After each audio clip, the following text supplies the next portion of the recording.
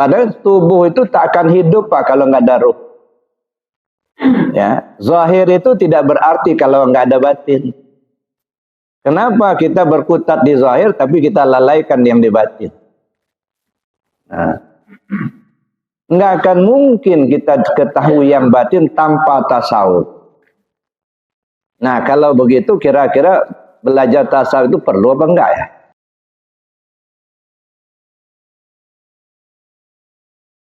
Kita tahu bahwa di bulan Rabiul Awal ini di mana-mana sedang dilaksanakan peringatan hari kelahiran junjungan kita Nabi Muhammad SAW. Tentu kita ingin menggali, mencontoh apa yang telah beliau tampilkan dalam kehidupan beliau dan ingin kita laksanakan dalam kehidupan kita.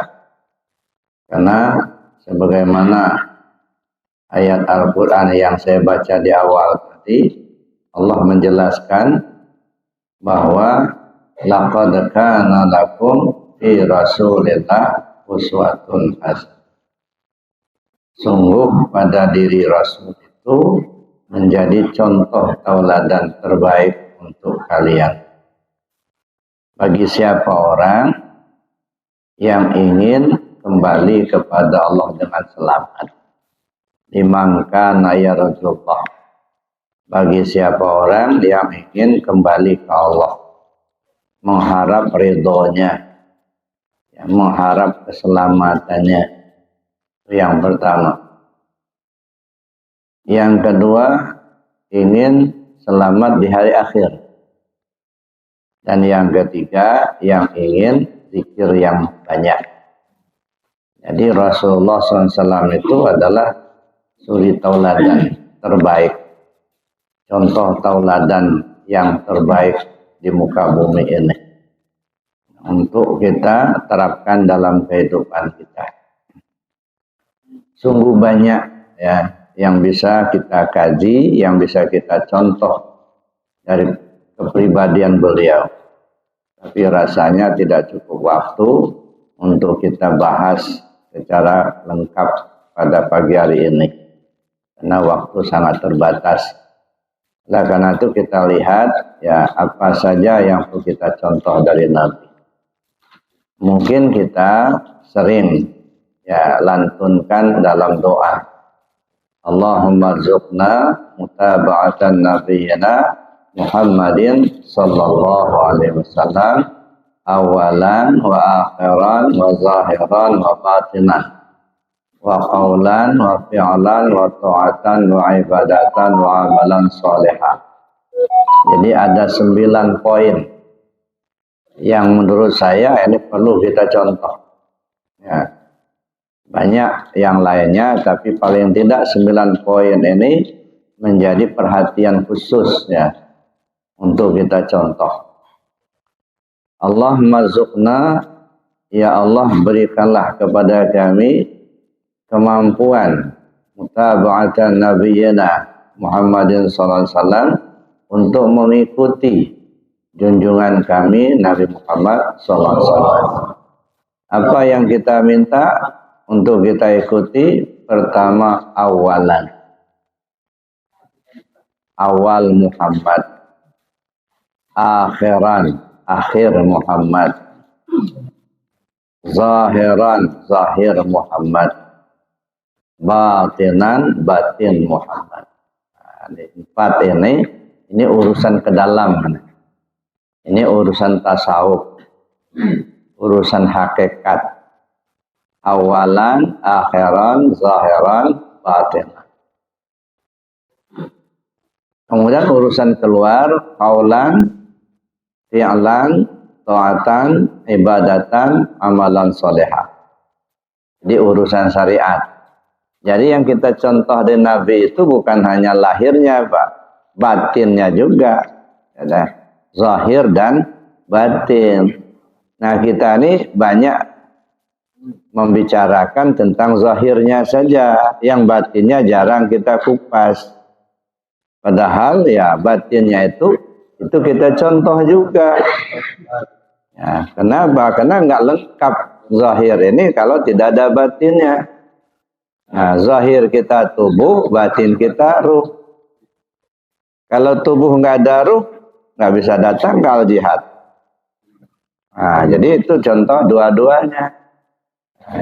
Zahiran, awalan, akhiran, zahiran, batinan. Mana awal Muhammad? Ya, awal Muhammad itu Rabbani. Ana minallah wal alam minni. Saya ini dari Allah, semua makhluk ini dari saya, kata Nabi. Ya. Ini kita contoh bagaimana beliau menerapkan awal Muhammad, Rabbani. Nah, ini kalau istilah saya, kita memahami posisi. Ya. Maka saya sampaikan di awal-awal dulu, itu ya pada awal pertama kita ngaji di al-jihad tentang 2 kalimat syahadat. Saya bilang itu ada 5 tahapan: belajar cara mengucapkan ilmu syariat, belajar cara mengamalkan ilmu tarekat, belajar memahami isi ilmu tauhid, belajar memahami posisi ilmu hakikat, belajar cara memakai 2 kalimat syahadat itu ilmu ma'rifat. Nah, jadi ketika kita bicara awal Muhammad, mana awal Muhammad? Rabbani. Nah, bagaimana beliau mempraktekkan tentang awal Muhammad ini atau Rabbani? Kalau dalam istilah hadis itu kita sebut dengan hadis qudsi. Nah, salah satu contoh, la ilaha illallah hisni. Man qala la ilaha illallah dakhala hisni. Man dakhala hisni amina min azabi. La ilaha illallah itu benteng aku. Siapa orang yang mengucap la ilaha illallah berarti dia masuk ke dalam bentengku. Siapa orang yang sudah berada di dalam bentengku, aman dia dari siksaanku. Yang menyampaikan kata-kata ini adalah Nabi. Junjungan kita Nabi besar Muhammad SAW. Itu yang menyampaikan. Tapi ku-nya itu Allah. Nah, dalam istilah hadis ini disebut hadis qudsi. Tapi ketika kita menggali ya dalam kajian hakikat, dalam kajian tasawuf, kenapa kok yang menyampaikannya Nabi, kok pengertiannya itu Allah? Di mana posisi Muhammad ketika itu? Nah, ini maka kita memahami posisi. Nah, ketika masuk dalam ranah kajian seperti itu, Muhammad sebenarnya sudah nggak ada. Yang ngomong itu Allah itulah. Nah, ini kalau dalam kajian hakikat, ya, syariatnya ya Nabi yang ngomong, gitu ya.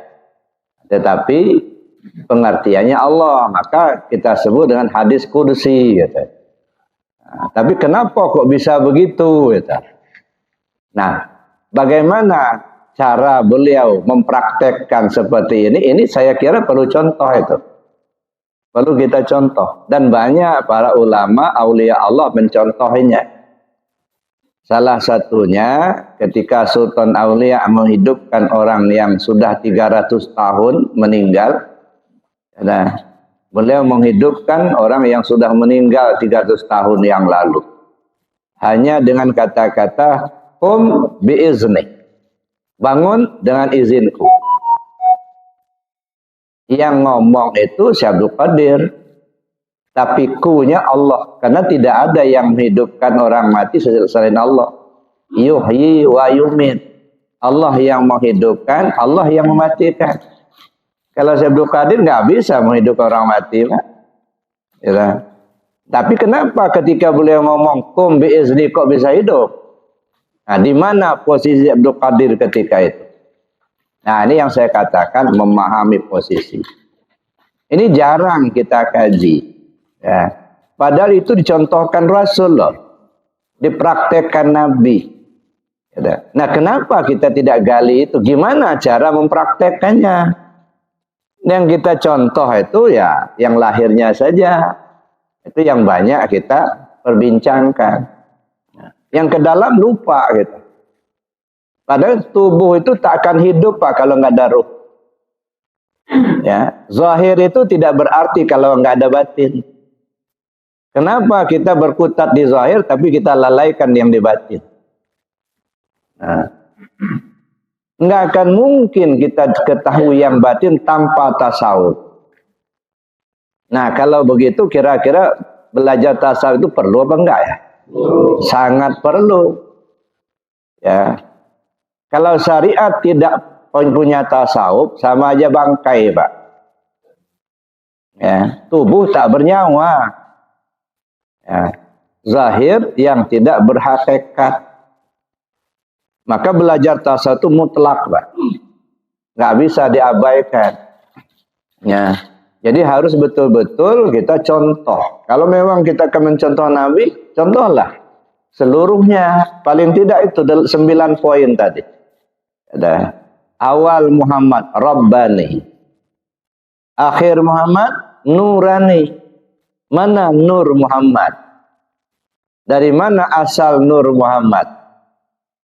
Kalau dalam kajian zahir batinku terbit daripada Nur Muhammad terbit daripada Nur Zat Allah. Nah, kalau begitu kita ini pulang ke mana? Bukan pulang ke tanah, Pak. Ya. Nanti kalau pulang ke tanah diambil kawan jadi bata nanti. Ya. Memang sebahagian mengatakan dalam syariat asal tanah pulang ke tanah, asal air pulang ke air, asal angin pulang ke angin, asal api pulang ke api. Itu tubuh yang kasar. Tapi diri kita yang sebenarnya pulang ke mana? Dari Allah pulang kepada Allah. Nah, kalau kita nggak kenal Allah, kemana kita mau pulang? Nah, maka perlu kita kenali dulu. Maka saya katakan, kewajiban pertama manusia hidup di dunia ini bukan beribadah. Mengenal Allah. Itu kewajiban pertama. Ana kanzan makhfiya fa uhibbu an a'rafa fa khalaqtul asya liya'rifuni. Saya ini kata Allah perbendaharaan yang tersembunyi. Saya senang untuk dikenali. Maka aku ciptakanlah makhluk supaya mereka mengenal aku. Jadi kehadiran kita di dunia ini tujuannya untuk mengenal Allah itulah. Ya. Bagaimana kita mau beribadah yang sempurna kalau yang kita sembah kita tidak kenal? La yasihul ibadah illa bima'rifatil ma'bud. Tak sah ibadah tanpa mengenal siapa yang dia sembah. Nah, ini Bapak Ibu yang saya hormati. Jadi karena itulah mengenal Allah itu mutlak. Ya. Jadi jangan kita ikuti bertasawuf itu bid'ah. Nanti kalau belajar tarekat gila, itu mah ya omongan yang menyesatkan menurut saya. Ya. Jadi sehingga kita ketakutan mau belajar tarekat. Jangan belajar tarekat gila kamu nanti ya. Padahal alangkah banyaknya orang gila di pasar nggak pernah belajar tarekat. Ya kan? Banyak kan orang gila pasar tapi nggak belajar tarekat. Nah, kita dibohong-bohongin, Pak. Ya. Banyak orang belajar tarekat nggak ada yang gila. Enggak? Ini kita jangan sampai kita dibohong-bohongin kita. Ada yang mengatakan apa zikir Allah itu nggak ada dasarnya. Nah, nggak diajarkan Nabi. Ini omongan siapa yang begini nih? Ya. Padahal jelas-jelas Allah sudah suruh itu. Wazkur rabbaka fi nafsik. Sebut nama Tuhanmu melalui hatimu. Wazkurisma rabbika bukratan wa asila. Sebut nama Tuhanmu di pagi hari dan di sore hari. Itu kan sudah ada perintah. Ada ya. Nyebut nama Allah.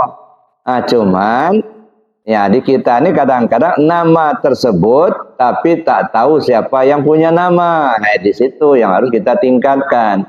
Kalau kita sudah tahu namanya, mesti terkait dengan yang bernama. Nama itu kan sebutan. Ya, kan? Apakah kalau tidak disebut Allah, Allah itu nggak ada? Tetap ada. Kata ya. Jadi walaupun tak ada di dunia ini orang menyebut nama Allah, Allah tetap ada. Kata. Jadi bukan adanya karena disebut, enggak. Ya. Itu nama itu sebutan. Nah, oleh karena itu kita perlu mengetahui siapa yang bernama Allah itu. Gitu ya. Nah, maka perlu kita kaji lebih jauh. Nah, mana Nurani? Gitu. Kalau tadi ya Rabbani, awal Muhammad itu Rabbani, akhir Muhammad Nurani. Ya. Ana minallah wal alam minni. Saya dari Allah, semua alam ini dari saya, kata Nabi Sallallahu Alaihi Wasallam. Nah, jadi artinya itu kejadian ya seluruh manusia, seluruh makhluk ini awalnya dari Nur Muhammad. Nah, oleh karena itulah maka perlu kita kaji lebih jauh lagi nanti. Zahir Muhammad, mana Zahir Muhammad? Jasmani. Ya. Batin Muhammad, nurat, ruhani. Jadi awal Muhammad Rabbani, akhir Muhammad Nurani, zahir Muhammad Jasmani, batin Muhammad Ruhani. Nah, tinggal lagi mengkaji lebih jauh, itu kajian ke dalam, kajian tasawuf. Nah, yang keluar, yang syariat, qaulan, fi'lan, ta'atan, ibadatan, amalan solehah. Ini urusan syariat. Bagaimana perkataannya? Apa yang beliau sampaikan perlu kita ikuti. Ya, apa yang beliau perintahkan kita laksanakan, apa yang beliau larang kita tinggalkan. Perkataan beliau, makanya sunnah itu ada yang disebut dengan sunnah qauliyah, ada sunnah fi'liyah, ada sunnah takririyah gitu. Jadi apa yang beliau sampaikan kita ikuti, kita laksanakan. Apa yang beliau perbuat kita ikuti, kita tiru. Dan apa yang menjadi ketetapan beliau, bisa saja beliau tidak menyampaikan, beliau tidak memperbuat, tetapi beliau tahu ada sahabat yang melakukan sesuatu tapi beliau diam. Tidak melarangnya, tidak pula menyuruh. Itu namanya takrir beliau. Nah, itu banyak juga ya yang yang dipraktekkan oleh kaum muslimin atau para ulama kita ya, dari takririyah ya. Oleh karenanya Bapak Ibu yang saya hormati, di dalam kita memperingati hari kelahiran junjungan kita Nabi Muhammad SAW, ini sebenarnya momentum kita untuk mengevaluasi ya, mengevaluasi diri kita sendiri, apa yang sudah kita perbuat dari ajaran yang disampaikan oleh Rasulullah Sallallahu Alaihi Wasallam. Nah, jadi kita coba evaluasi dari hari ke hari, dari tahun ke tahun. Mungkin tahun yang lalu kita belum ikut ya mengamalkan zikir gitu, belum. Nah, sekarang tahun ini alhamdulillah sudah ikut mengamalkan zikir. Dulu belum kita bergabung dengan Purja Limas 38. Nah, sekarang alhamdulillah sudah bergabung ke Purja Limas 38, gitu ya. Nah, saya tidak tahu persis kenapa ada lambang 38.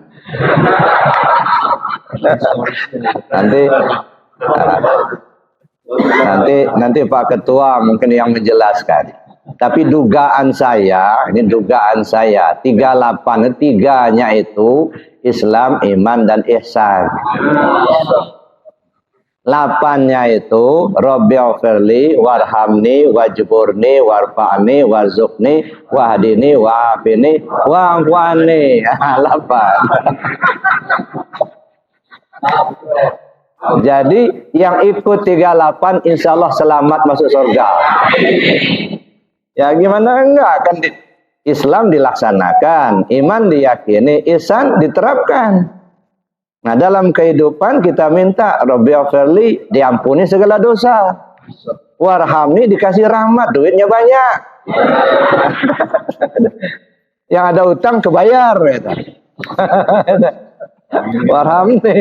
Nah, jadi maka pas benar 38 ini sebenarnya. Ya, tapi benar atau tidak wallahu alam, nanti Pak Ketua nanti yang menambahkan gitu. Nah, ini dugaan saya gitu. Dugaan saya. Nah, jadi Bapak Ibu yang saya hormati, oleh karena itu kita mohon pada Allah, mudah-mudahan Allah beri petunjuk kepada kita sehingga betul-betul kita bisa mengikuti junjungan kita Nabi besar Muhammad SAW. Dari segi yang 9 poin ini, ya, bagaimana beliau menerapkan hakikatnya, awal Muhammad, akhir Muhammad, zahir Muhammad, batin Muhammad. Ya, maka dalam kajian itu mana yang disebut hakikat Muhammadiyah, yang disebut Nur Muhammad itu yang mana? Nah, ini mulai buka kajian ke dalam, gitu ya. Kalau yang zahir ini Pak, ini cuman baju aja. Banyak orang tertipu, seolah-olah diri yang zahir ini diri kita yang sebenarnya, bukan Pak. Ini casing, ya, baju pakaian dunia, jubah, nih jubah, ya, casing, ya. Nah, makanya yang zahir ini hakikatnya mati, Pak. Apakah kita ini melihat? Ya. Pakai apa kita melihat? Mata. Apakah mata itu melihat? Tidak. Kenapa tidak? Nah, coba perhatikan mayat. Mayat ada matanya enggak? Ada. Mata mayat melihat enggak? Enggak. Berarti bukan mata yang melihat, kan? Kita punya pendengaran, ya. Pendengaran kita pakai telinga. Apakah telinga kita mendengar? Zahirnya ya. Tapi sebenarnya enggak. Bukan telinga itu yang mendengar. Nah, buktinya mana? Mayat punya telinga. Telinga mayat tidak mendengar lagi. Kalau telinga yang mendengar, mestinya mayat mesti mendengar. Nah, begitu juga. Apakah kaki kita ini yang berjalan? Zahirnya iya, tapi hakikatnya bukan. Kenapa bukan kaki yang berjalan? Lihat lagi mayat. Mayat ada kakinya, tapi kok nggak bisa jalan lagi? Itu menunjukkan bukan kaki yang berjalan.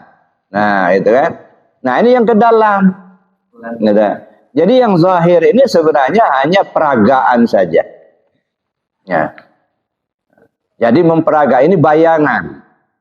Yang zahir ini adalah bayangan daripada yang batin. Az-zahir miratul batin. Yang zahir ini cerminan yang di dalam. Bapak Ibu pernah ngaca nggak ya? Sering malah. Nah, kalau Bapak Ibu ngaca, ya, yang dipandang apa? Cerminnya yang dipandang. Yang dilihat? Kitanya. Apanya? Diri kita. Bukan, Pak. Yang dilihat bukan diri Bapak, bukan. Bayangan wajah kita. Yang dalam cermin itu bukan diri kita, bukan. Ya, buktinya bukan diri kita. Coba pencet-pencet dalam cermin, tak? Malah pecah cerminnya. Jadi yang di dalam cermin itu bukan diri kita, bayangan diri kita. Tapi meskipun dia bayangan, serasa-rasa melihat aslinya wajah kita. Kan gitu kan? Ya begitulah. Kalau dia ganteng, ya ganteng itulah. Ya kalau pesek, ya pesek itulah. Nah, sekarang coba tingkatkan lagi. Jadi yang di dalam cermin itu siapa? Bayangan wajah kita. Berarti bukan apa? Bukan wajah kita, kan? Nah, sekarang saya tanya, berapa biji wajah Bapak itu? Satu, kan? Ya, bukan dua. Kenapa? Karena yang di dalam cermin itu hanya bayangan. Nah, inilah dia nih. Ini bayangan. Ya. Maka sesungguhnya hakikatnya kita ini satu, Pak. Ya, kesimnya yang berbeda. Hakikatnya satu. Satu. Ya. Bagaimana kita melihat satu? Siapa di antara kita yang hidup tidak pakai ruhnya Allah? Pak Kadir punya ruh nggak? Ada kan? Pernah bikin ruh? Punya ruh tapi nggak pernah bikin. Dari mana dapat? Nah disinilah kita ngaku-ngaku nggak punya kita, padahal bukan. Dipinjamin ngaku milik kita. Nah ini bahaya ini. Bisa ditangkap polisi itu Bang. Pinjam motor, ya diakui punya kita, nggak dibalik-balik lagi kita. Kalau minjam balikan lah, jangan diakui punya. Ini jadi urusan nanti. Nah, jadi apa yang ada pada kita ini sebenarnya bukan milik kita, tetapi milik Allah. Nah, kena milik Allah, ya balikkan. Wa anfiqu mimma razaqnakum min qabli an ya'tiya ahadakumul maut.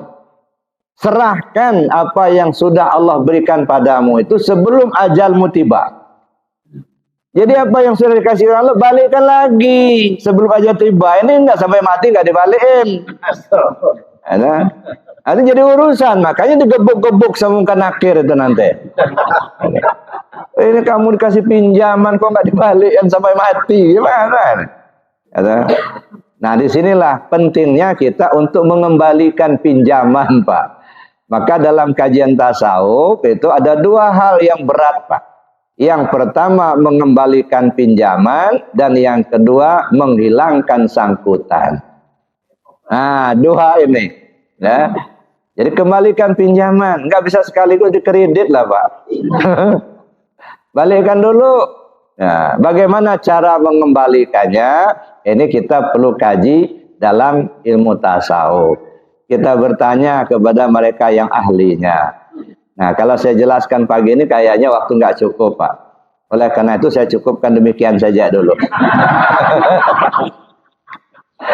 Ya, mudah-mudahan lain waktu kita sambung lagi. Nah, sementara saya akhiri dulu. Assalamualaikum warahmatullahi wabarakatuh. Ada yang mau tanya silakan.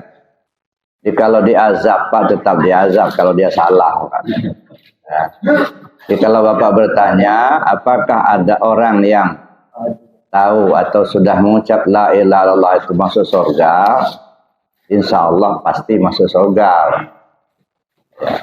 Orang yang iman sama Allah walaupun sebesar zarrah imannya pasti kebagian juga surganya.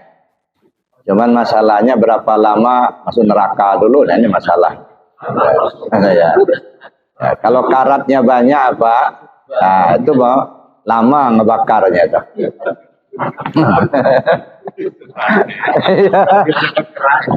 Jadi kalau masalah diazab Pak sesuai dengan kesalahannya, amalan perbuatan, gitu ya. Tapi kalau masuk surga, asal ada iman pasti masuk surga. Nggak usah khawatir, surga Allah itu luas Pak. Bidadarinya banyak. Cuman kalau apakah orang yang sudah mengucap la ilaha illallah itu tidak akan diazab? Ya saya kira azab itu sesuai dengan kesalahannya. Makanya kata Nabi SAW, silakan kalian berbuat baik, serasa cukup jadi bekal kalian dalam surga. Silakan kalian berbuat jahat, serasa mampu menanggung derita dalam neraka. Terserah.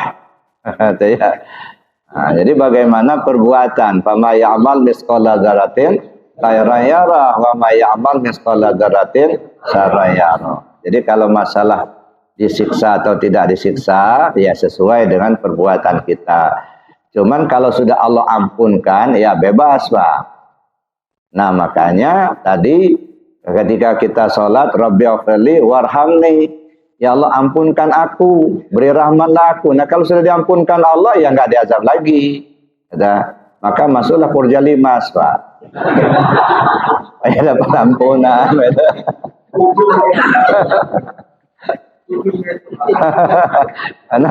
Karena itu 8 itu kita butuhkan gitu kan. Ya dah Rabbighfirli warhamni wajibuni warfa'ni warzuqni wahdini wa'afini wa'afani. 8. Ya, mudah-mudahan semua anggota Perjalimas bertemu di surga nanti. Makanya baca itu kitab Miftahus Sudur yang ditulis pengasah Abah Hanom itu, siapa orang yang mengatakan la ilaha illallah tapi dia tidak melaksanakan isinya, maka dia disebut oleh Allah anta kazzab ya abdi, kau pembohong wahai hambaku. Ada ngomong la ilaha illallah tapi dalamnya nggak ada isi, gitu. Kopong. Ini kalau betul la ilaha illallah, betul-betul duduk di la ilaha illallah, insyaallah pasti selamat, Pak. Nggak ditanya lagi sama muka nakir, nggak. Nah, cuman masalahnya ini cuman kamitnya aja gitu. Dalamnya kopong gitu. Itu masalahnya. Ya, untunglah yang nanya itu malaikat, Pak. Dia tahu persis itu yang di dalam. Ya, kalau saya yang nanya nggak tahu saya. Bapak sudah ngomong la ilaha itu masuk surga lah gitu. Malaikat tahu betul, Pak. Nah, la ilaha itu kunci, Pak. Kunci masuk surga. Miftahul jannah la ilaha illallah. Cuman masalahnya bukan kalimatnya, gitu.